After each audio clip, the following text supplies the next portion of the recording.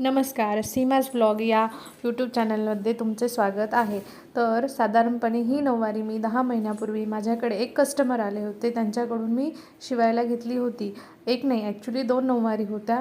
पण कस्टमर असं निघालं की नऊवारी शिवून आज 10 महिने पूर्ण झाले, तरीही ते कस्टमर ही साडी घ्यायला आले नाही आणि काहीच नाही. तर मी विचार करते आता याचं मी काय करू. तर तुम्ही मला कमेंट करून प्लीज सजेस्ट करा की याचं मी काय करू. ही नऊवारी दोन मुली होत्या, त्यातली एकीची आहे 8 वर्षाच्या मुलीची, आणि खूप सुंदर शिवली होती मी. प्रेस वगैरे करून ठेवली होती आणि कस्टमरला मी खूप फोनही केले कस्टमरला, आणि तुमची नऊवारी रेडी आहे हे पण सांगितलं. पण तरी कस्टमरने काहीच ऐकलं नाही आणि साड्या पण त्यांच्याच होत्या. स्वतःचंही नुकसान केलं, माझंही नुकसान झालं.